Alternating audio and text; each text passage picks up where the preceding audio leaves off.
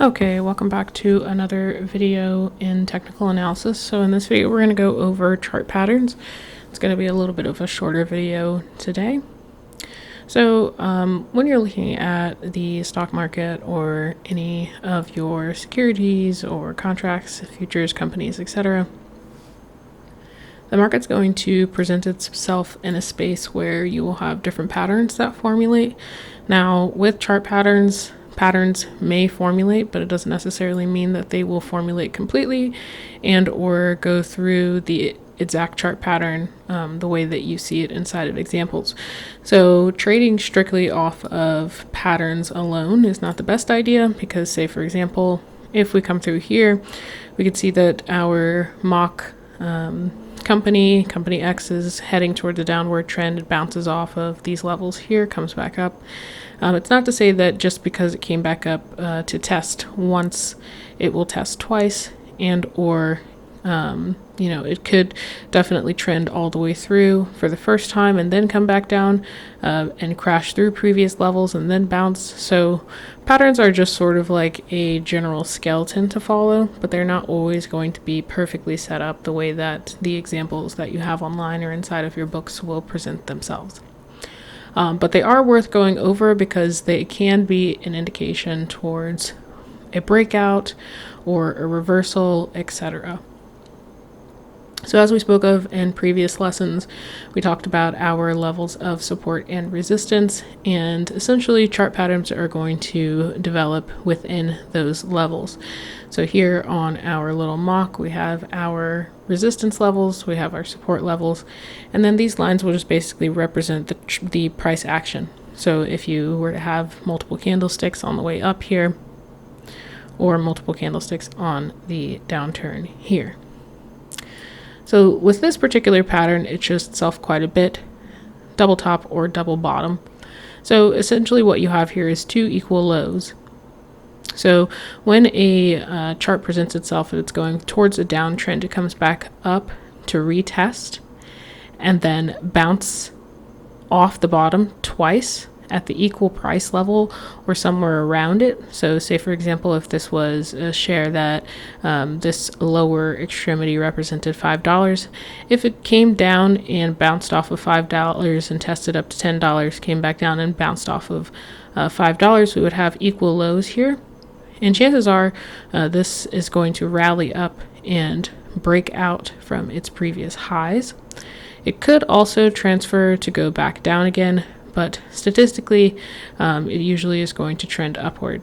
So say, for example, if you are trading this and you see that it breaks out of its previous highs, then chances are it's going to continue to trade upwards for a bit and might come back down and establish this as its new levels of support and then trend upward, or it could break out in a very strong way. At this point in time, you're looking at your candlestick action. And as discussed before, this theme always continues to occur. If this is your line of resistance, what you'll want to see is strong indication breaking up out of that line of resistance and nice solid breakout pattern here as we trend towards the upside. You don't want to take a position usually at the top anyway.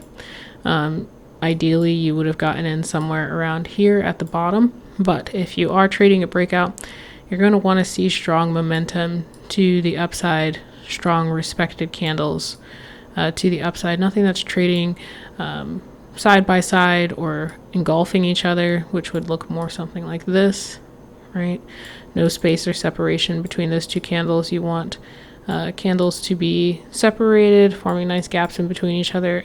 And then, of course, we are looking for big bullish candles breaking up out of these types of zones. The smarter thing to do would to wait to see if we come back down to retest those levels again. Sometimes it can form a triple bottom here, so you'll have 1, 2, 3 bottoms.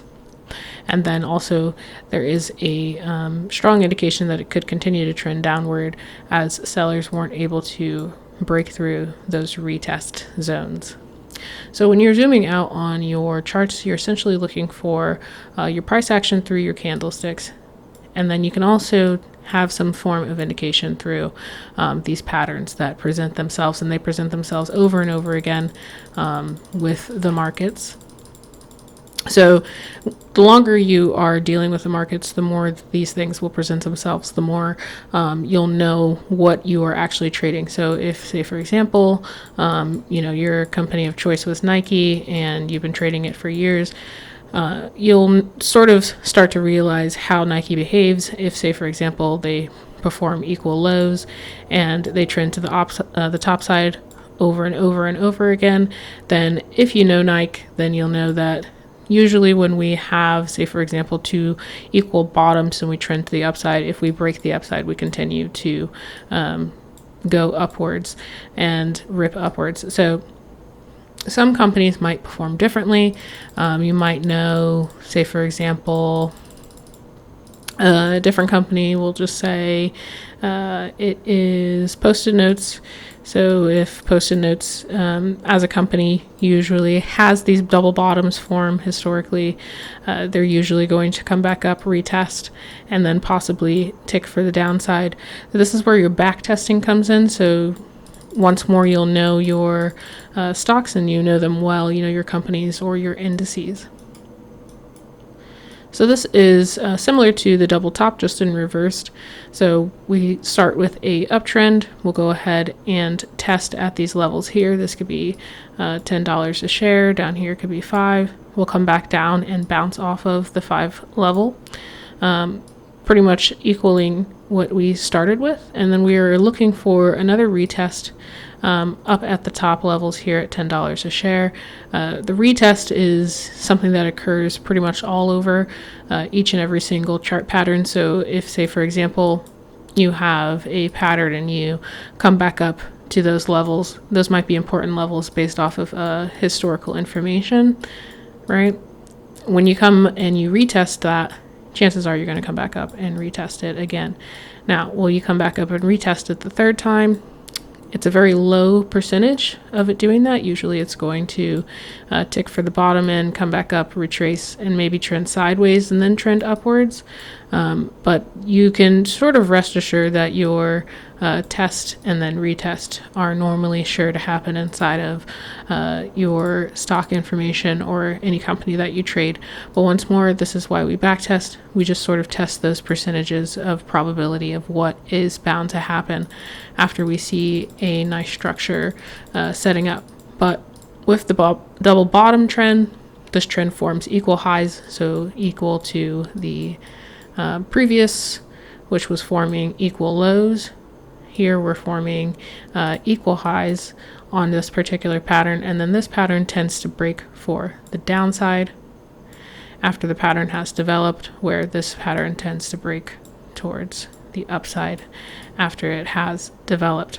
We're going to go ahead and test the top side twice normally, and then break for the downside. So if you were trading this and you saw that it formed high number 1 and then high number 2, you should be looking towards those confirmations on the bear side of things to trend downward. Now, it doesn't have to necessarily break all the way downward, right? This particular pattern can go back into the mid zone and break up to the top side, or it could continue to trade sideways. It really is just going to depend on what the price action is telling you as far as the candlesticks are concerned at that point in time. This is a pattern that presents itself, but not very often. But here, as we spoke of before, we'll have a triple top. And usually after a triple top, we go ahead and we test those numbers. Say, for example, once more, we're at $10 a share, down at 5 here. So we'll start with an uptrend. We'll come up to $10 and test that zone. Now, it might trade a little bit around this zone and then break for the downside. So we have downward momentum as sellers are stepping in. We're going to go ahead and bounce off of that $5 range. Could bounce off of 6, could bounce off of 7, but it's going to go ahead and reverse and trend back up to that $10 range. Could test around 10, 12, 14. At this point in time, it would be oversold. Most likely, sellers are looking to step in and bring it back down to these previous levels. we tap back down again, and then we go ahead and reverse upward. So in this point, we are going to be touching the top extremity 3 times, 1, 2, 3, and this is establishing our triple highs or triple top pattern. At the end of a triple top pattern, if it's triple highs, normally we are looking towards the bullish end. The momentum on the buying side has ceased, and sellers are going to step in a big way normally here and continue to sell off. If, say, for example, you were looking at a triple bottom, right? Same momentum, but just going in the opposite direction. At this point in time, you are looking at 3 bottoms, exhaustion by the time it hits the 3rd bottom here, and then buyers are looking to step in a big way after exhaustion kicks in on that 3rd move.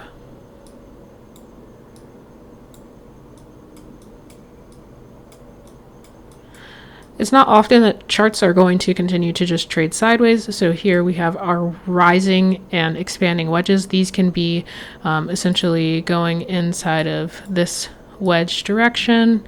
It also could be descending. Usually after an uptick on an ascension, you have a descension. I can clean that up a little bit better to make it make more sense. So if you were wedging upwards, you could easily have a wedge downwards on the other side. And so what this is showing you is as the price action is establishing higher highs inside of this particular wedge, right? If we had our price action going all the way across the board and we were hitting 5, 10, 15, we are basically expanding, and as we expand, the price action trends a little bit tighter, but at the end of this momentum, we're usually headed towards a bearish move here, and so that would just basically justify this move here after that. So essentially you'll be lowering the cost of the share, for example, but it's going to basically have more time to consolidate and retrace and then continue to trend lower. It's not necessarily going to happen in one move, such as here. It'll be basically trending, and then it'll come down inside of your sort of standard sideways trend or some form of an uptrend. With a wedge, you're just basically taking that and rotating it.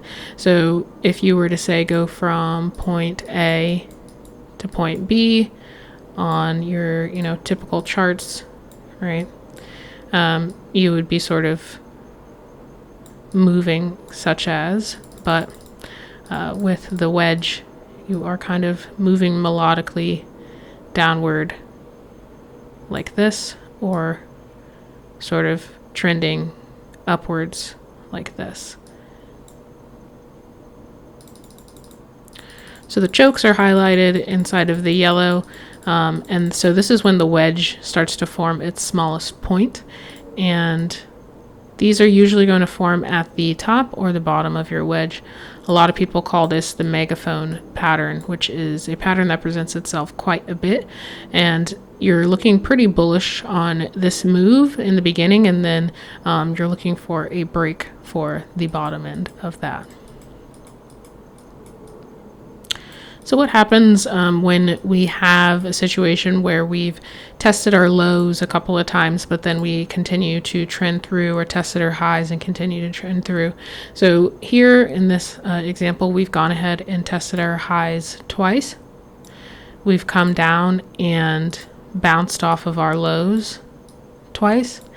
And so on the upside, or 3 times, excuse me, on the upside, if, say, for example, we come through and we surpass the numbers that we were previously testing and could not make it past, this is what you would consider a breakout. And so, as previously mentioned at the top of the video, once we are breaking up and over those marks, we'll just call this the $10 share line here. So we're breaking out and we are officially reaching up to highs of $13 a share.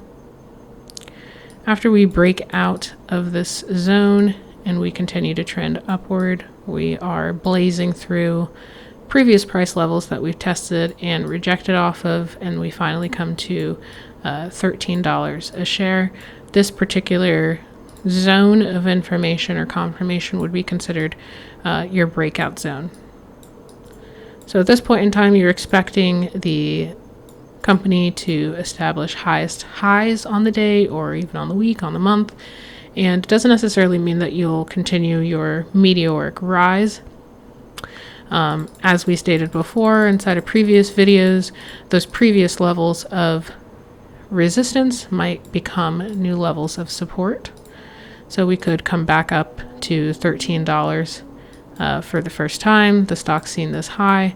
We could come down to 10, and now 10 is what was our previous resistance is now our support. So we've sort of stepped up from $5 as our support, and we could continue to bounce off of $10 now and trend higher past 13. But the action that happens in this particular portion will be your break for the top side. Down here, we'll go ahead and go with the opposite. So we would be breaking towards the bottom end. If, say, for example, this was $5 and we've come down and rejected and bounced off of $5 multiple times, and finally we break through on the short and we come down to $1, right, at these levels, then we are having a breakout to the short side. So we've come down from $10, we've tested $5, bounced off of $5, rejected off of 10, bounced off of $5, rejected off of 10, and then finally we break. And the break might not be as clean as we could come through and sort of have a false breakout towards the top side. So say, for example, if you saw this break through $5 and reach $4 a share, and you're expecting it to maybe bounce off of 4 instead and then break for the top end. But unfortunately, the stock continues to trade downwards for the short side as sellers continue to step in. This would be your breakout here.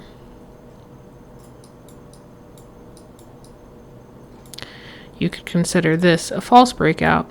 So entries and exits have to be pretty timed, because if, say, for example, you saw this and you figured, okay, I'm seeing red confirmations here, red confirmations here. We've previously seen green candles, right? And so we're expecting the green candles to keep coming, but they do not. Sellers continue to win, and we end up breaking out towards the downside and trending lower.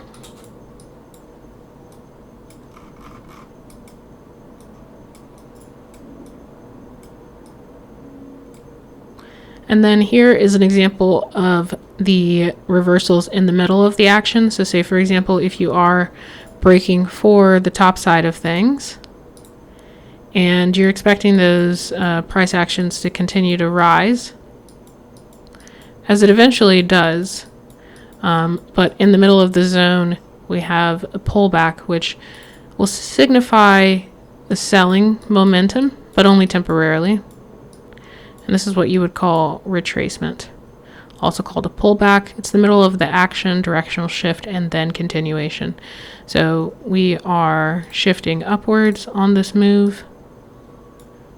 We downshift a little bit, and then we continue to shift upwards. These are the types of moves that are to be expected a lot more than, say, for example, just a continuation to the upside. So you're going to see some form of retracement more than you are to just see an example of a stock moving just continuously to the upside. Markets are going to try to step in here and there, and you can even see it break for the downside. But in example A, if you had bounced off of its previous lows and you're moving towards its highs, you usually are not going to see the price action just continue towards the high, right? So to make this a little more clear to see, if you had two examples of price action moving higher, it's fairly often you are going to see some form of retracement and then moves to the upside. If you were to have your target profit up here, for example, it's not often, it's just going to have some form of like super clean continuation, and then continuation, and then continuation. These would be what you would consider trending days. And trending days, I believe, count for like, I want to say 20% of a trading year. So of all the trading days inside of the year, trending days account for like such a small percentage. So chances are you're going to have days where you have retracements, you have rejections, right? Retracements in the middle of rejections, and your market structure is going to show something like this. This is sort of a more realistic way of how the markets move, but if you were to take a look at these moves in particular,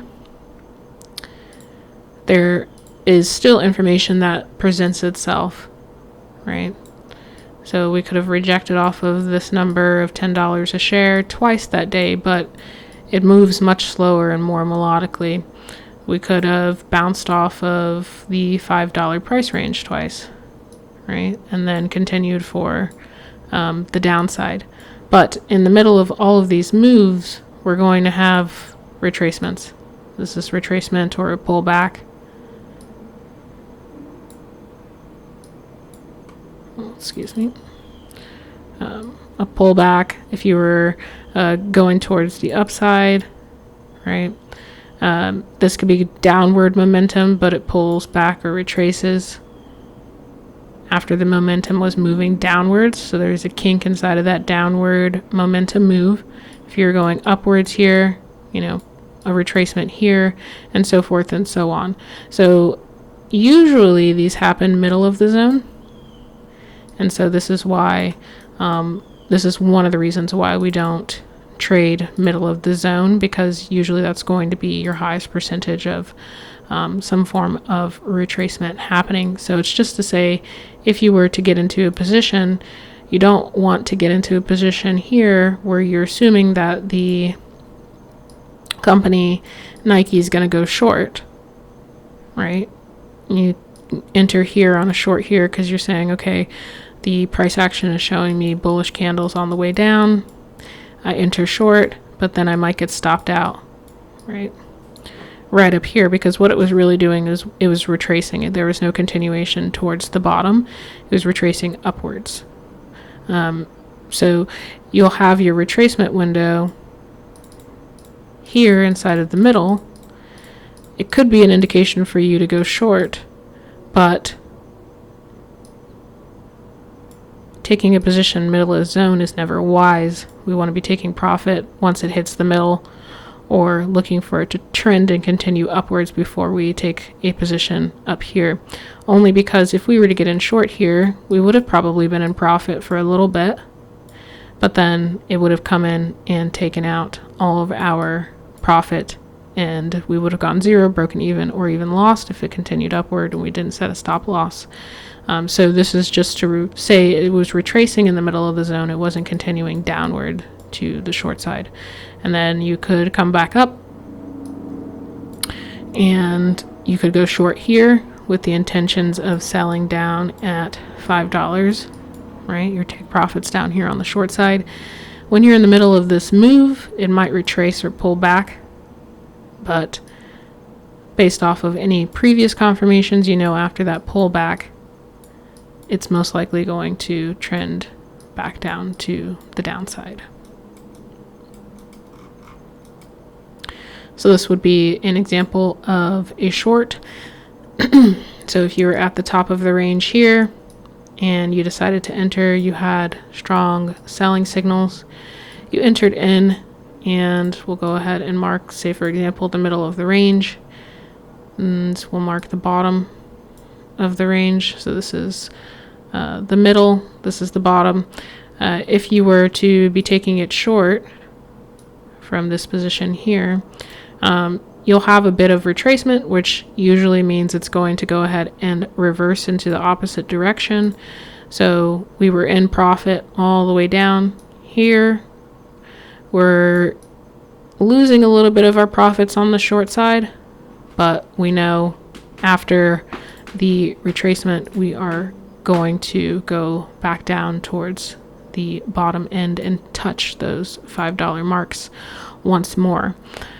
So when you're trading, you have to sort of have your wits about you inside of these areas, particularly where retracement or pullbacks occur, because it doesn't necessarily mean that the company is going to come down to this mid zone and pop back up to the top side. Now it might, but you're going to be wanting to definitely check your price action at these levels.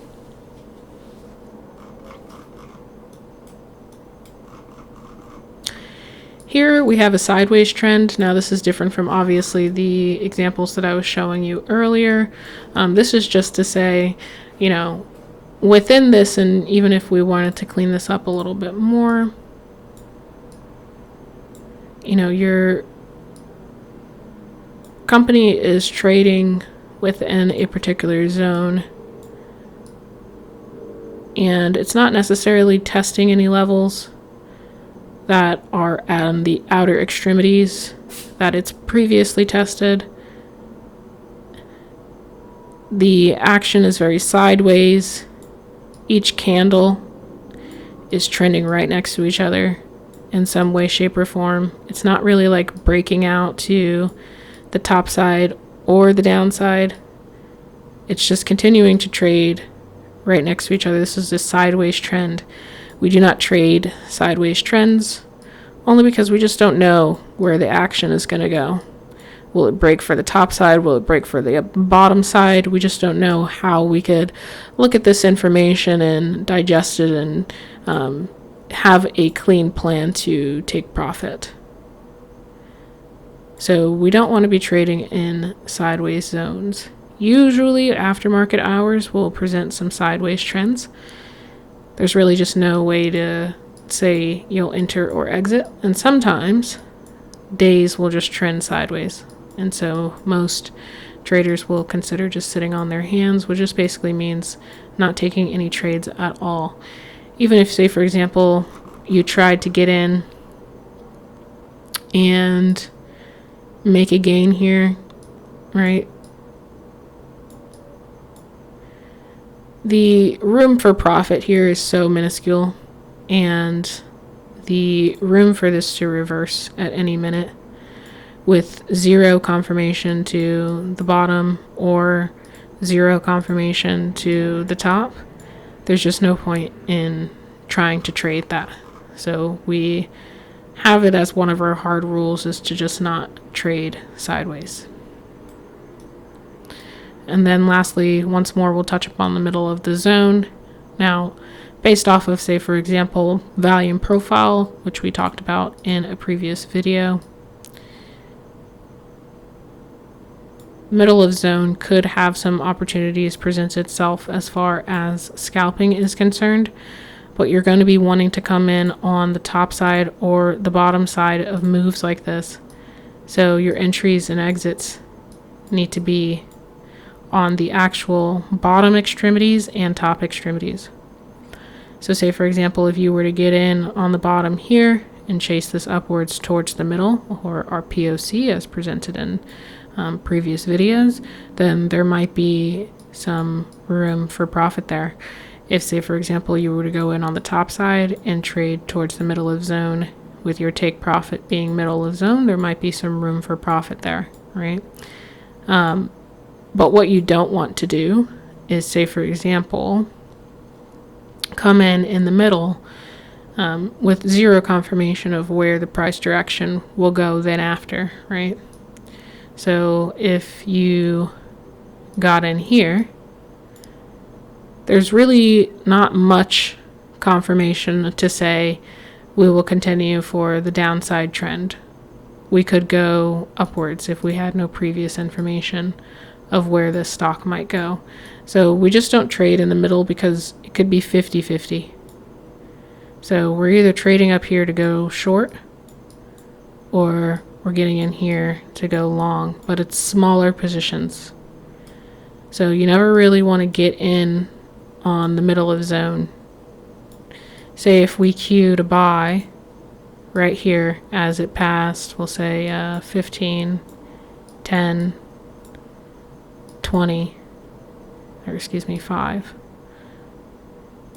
So if we queued, a sell, because we assumed that the price would rise up and then sell off when we got in the middle of the zone, well, we ended up continuing upwards on this. So our probability of trending to the upside, we just wouldn't really know or have enough information to say that we would. And even if we were in the middle of zone and we decided to get in right on the middle, this price could go towards the upside and retrace and take you out of your position and then continue upwards. So it's oftentimes inside of the middle where you'll have people complain, the stock eventually did what I wanted it to do, but unfortunately I got stopped out. So if this person was looking to take this long, right, and they got stopped out on a retracement, and then as soon as they're stopped out, the company continues to trend upward, which is what they were looking for in the first place with your take profit up here. If it's the middle of the zone, you just don't want to be there because you just don't know what will happen now. A more proper entry would be right here. So that way you're making profit. If it retraces a little bit, your profits are going for the down tick, but eventually you trend upwards, which is where you want to be in the first place. So at the end of the day, you're looking for your price action to give you confirmation on where the stock is moving. And then you are taking a look at your levels like we previously discussed. So say, for example, if this was this week's high and this was this week's low, you're entering the markets assuming that we're going to go ahead and continue to bounce off of these numbers. But we might be just short of this month's high, which we'll go ahead and mark up here. So this could be the monthly high. And we have a pattern forming that could give us some indication that we might be steadfast on our way to touching those monthly highs again and possibly breaking out from them. So say, for example, if we had a two top, we've come back up and tested these numbers of $100, bounced off of 50, and then continued for the top side to reach 150. Here, we could have confirmation on our little two top pattern with a breakout to the top side and hitting those monthly highs again. But if we only had information to go off of, say, top of market open, it was looking like this, and then we started to see what we want,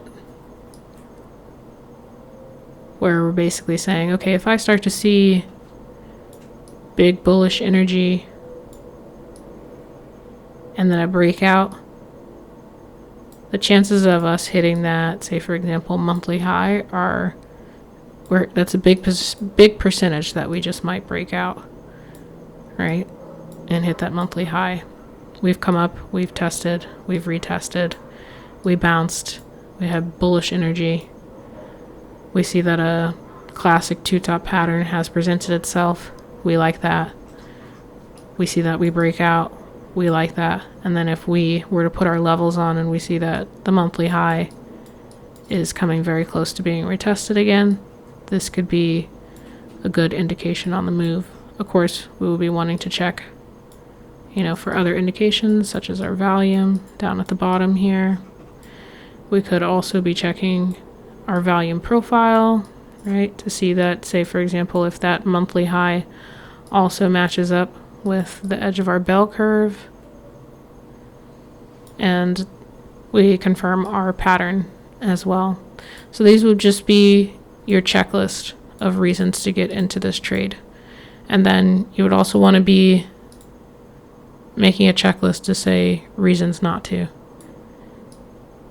before you take a position. And you could have very many reasons. It just depends on how deep your strategy goes. Thank you.